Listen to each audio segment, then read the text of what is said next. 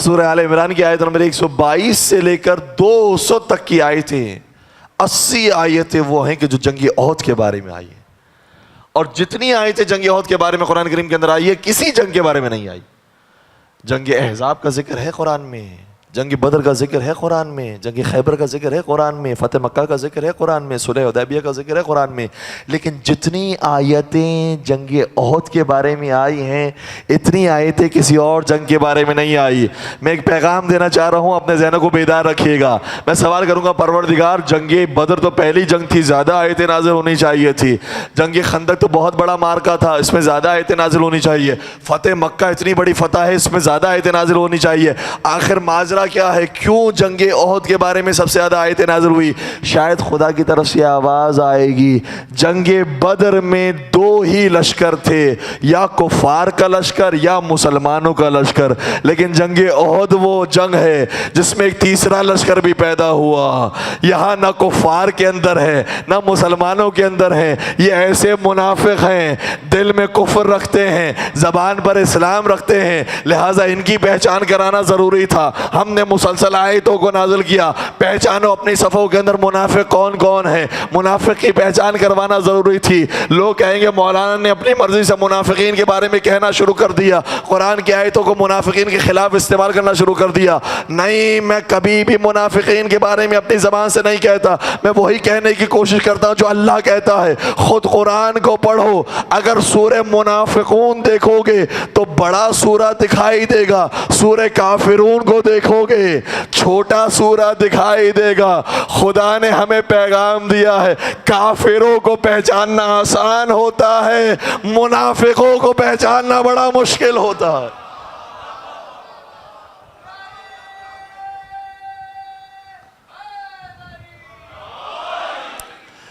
اس لیے تفصیل کے ساتھ سورہ نازل کیا۔ اور جی 5ویں امام محمد باقر علیہ السلام سے ایک سوال کیا گیا،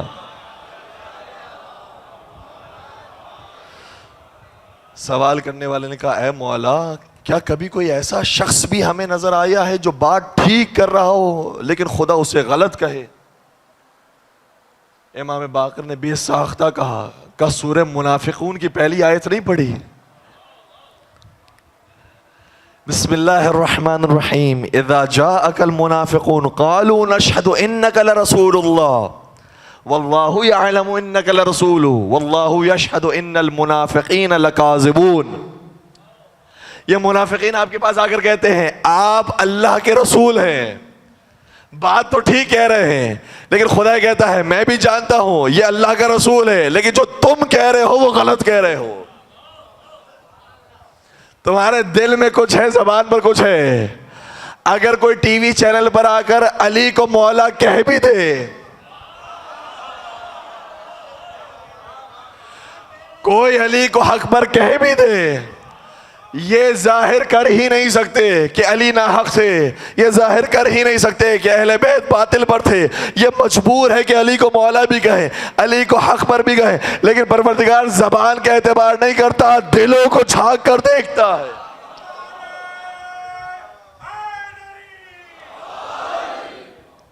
اور سبت جعفر کا مجھے وہ شعر یاد آتا ہے کہ کھل کے کر سکتے نہیں انکار مولا شیخ جی، کھل کے کر سکتے نہیں انکار مولا شیخ جی، حشر ہے پیش نظر حارث بن نعمان کا۔ تو اس لیے جنگ احد کے بارے میں سب سے زیادہ آیتیں نازل ہوئی ہیں۔ اور جنگ احد کا جب آغاز ہوا ہے، بس میں ایک اور بات بیان کروں، میں گھڑی کو ساتھ ساتھ دیکھتا جا رہا ہوں کہ ٹائم پر منظم انداز میں مجلس اپنے اختتام تک پہنچے، کہ ابھی جنگ احد کا آغاز نہیں ہوا تھا، پیغمبر نے فرمایا، جمعے کا دن تھا، 6 شوال کی تاریخ تھی، پیغمبر نے جمعے کا خطبہ دیا اور پھر فرمایا جنگ کے لیے ہم جانا چاہتے ہیں، تم میں سے کوئی اپنے گھر نہ جائے اور سب ہمارے ساتھ جنگ کے لیے تیار ہو جائے۔ جو حقیقی چاہنے والے تھے وہ گھر نہیں گئے، وہ جنگ کے لیے جانے کے لیے تیار ہو گئے۔ بس عزیزو، یہیں سے ہمیں ایک اور پیغام ملتا ہے، جس طرح سے آخری رسول نے یہ اعلان جنگ کیا ہے، آخری امام بھی آ کر ہمیں اسی طرح سے بلائے گا۔ تمہیں گھر نہیں جانا ہے، آؤ ہمارے ساتھ جنگ پر جانا ہے۔ اور وہ کتنا خوش نصیب ہوگا جو کہے گا لبیک یا امام، لبیک یا امام، میں آپ کے نقش قدم پر چلنے کے لیے تیار ہوں۔ عزیز و کربلا کے میدان میں جو 72 کا ہم بار بار ذکر کرتے ہیں نا، ان کی شان یہ ہے کہ انہوں نے اس وقت کہا تھا لبیک یا حسین۔ ہمارے لیے آج کہنا بہت آسان ہے۔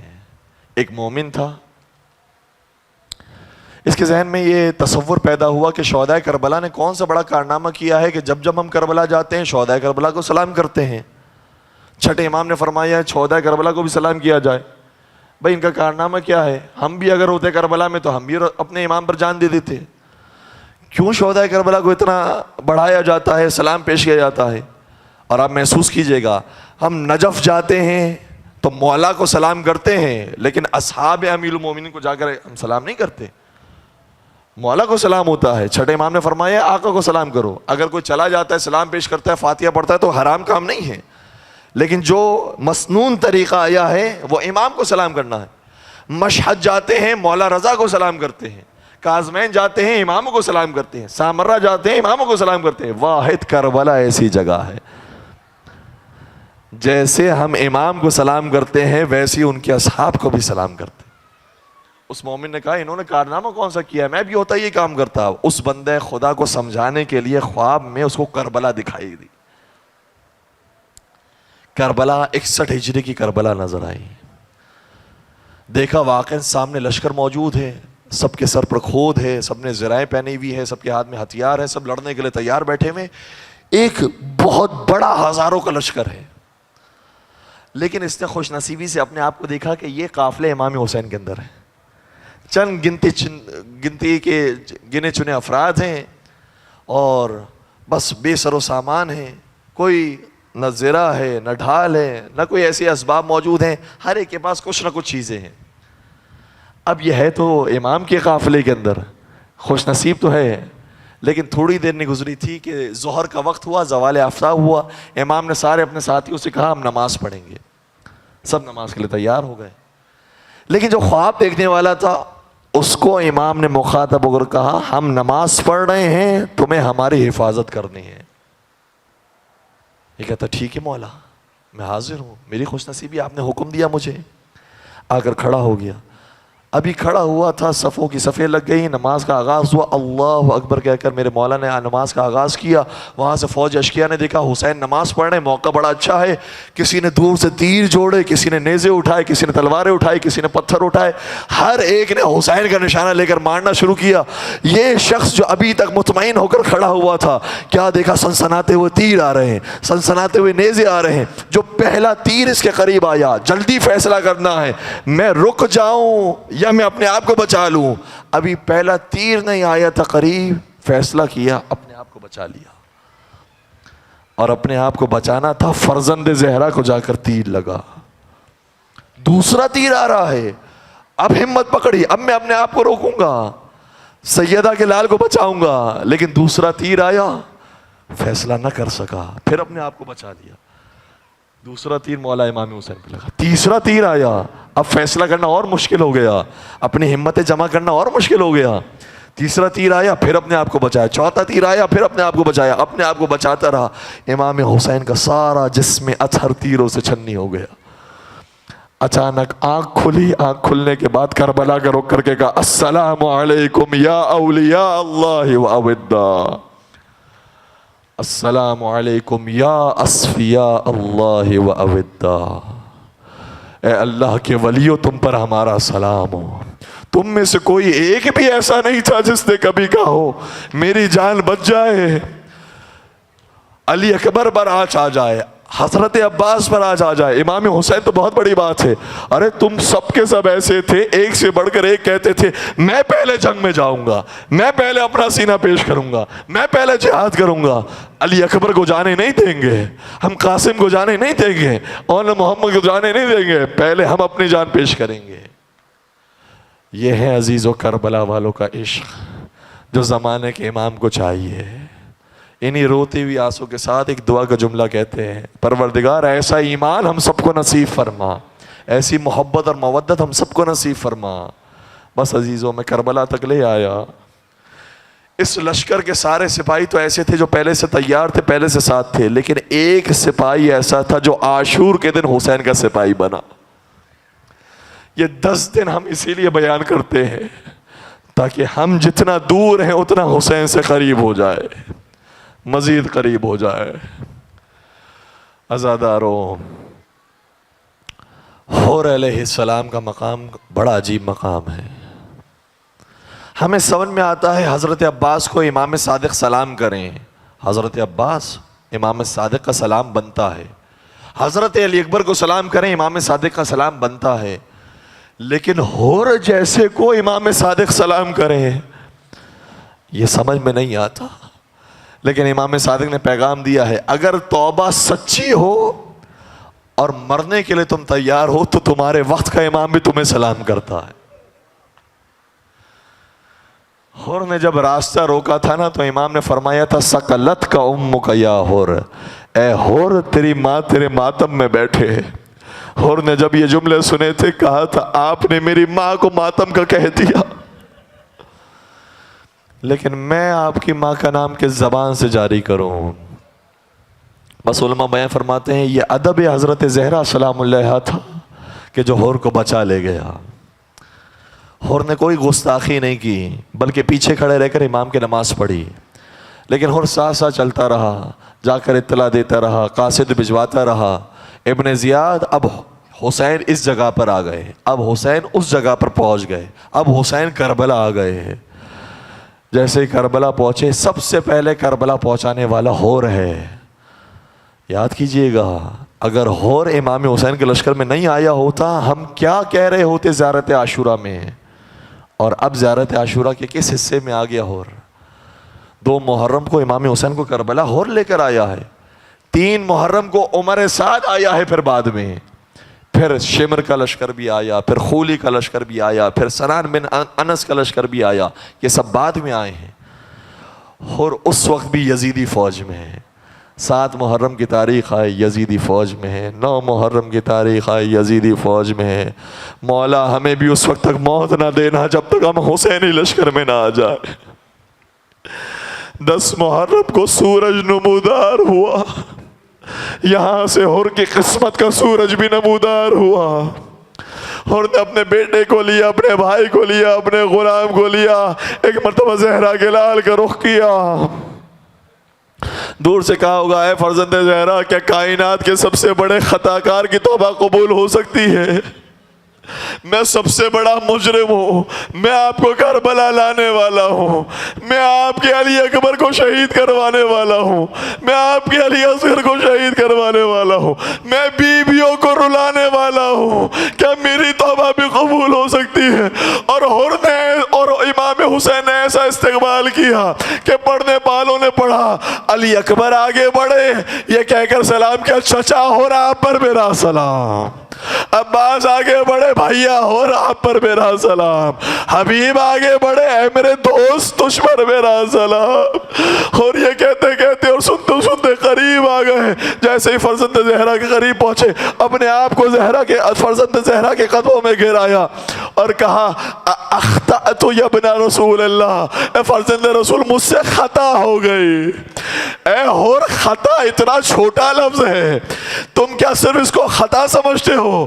لیکن یہ کمال حسین ہے۔ حسین نے فرمایا انت حر فی الدنیا والآخرہ، اے حور تو دنیا میں بھی حر ہے آخرت میں بھی حر ہے، اور تیری ماں نے تیرا نام کتنا پیارا رکھا تھا۔ امام ہو تو ایسا امام ہو جو سابقہ گناہوں کو بھول جائے، جو خطاؤں کو بھول جائے، دوست بنا لے، اور آ کر کہا اے حور کہا ہوگا اے حور جب تو دشمن بن کر آیا تھا تو تیری مہمان نوازی کی تھی، آج میرا مہمان بن کر آیا ہے، لیکن آج حسین کے پاس پانی بھی موجود نہیں جو تجھے پلا سکے۔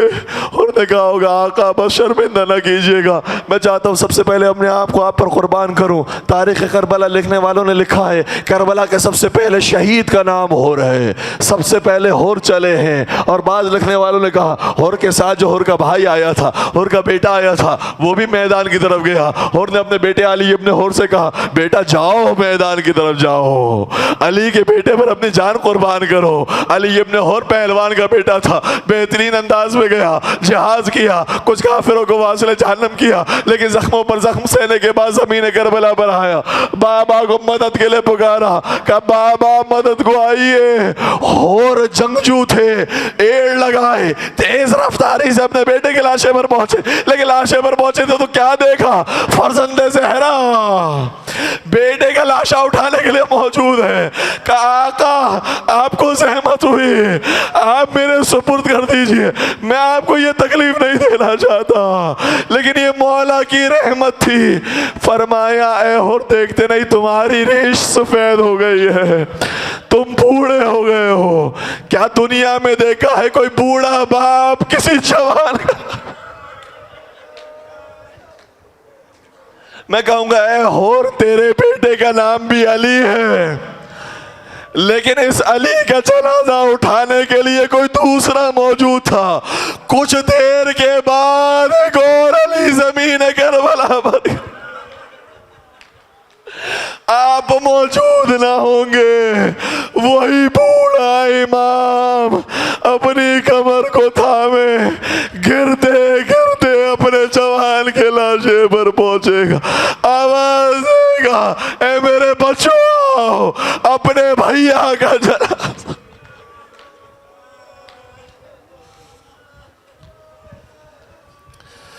انا للہ وَإِنَّا إِلَيْهِ رَاجِعُونَ رِضًا بِقَضَائِهِ وَتَسْلِيمًا لِأَمْرِهِ۔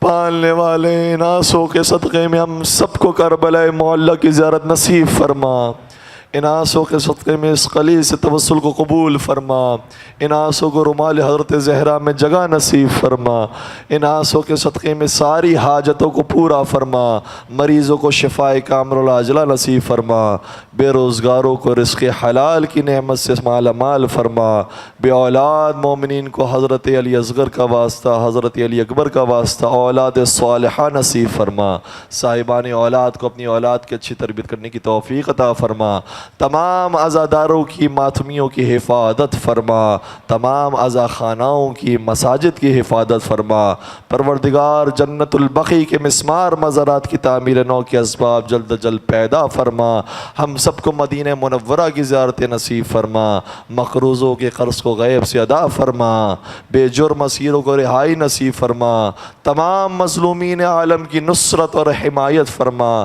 بالخصوص جو فلسطین، کشمیر، افغانستان، عراق، ان تمام مقامات پر جہاں جہاں مومنین مظلوم ان تمام کی حمایت فرما، ظالمین قابل ہدایت نہیں تو انہیں نیست و نابود فرما، قابل ہدایت ہیں تو انہیں بھی ہدایت نصیب فرما، اور تمام مظالم سے انتقام کے لیے اپنی آخری حجت امام عصر و زمان کے ظہور میں تعجیل فرما، ہمیں ان کے عاشقین، محبین، سچے چاہنے والے اور ماننے والوں میں شمار فرما۔ ربنا تقبل منا انک انت السمیع العلیم وتب علینا انک انت التواب الرحیم برحمتک یا ارحم الراحمین۔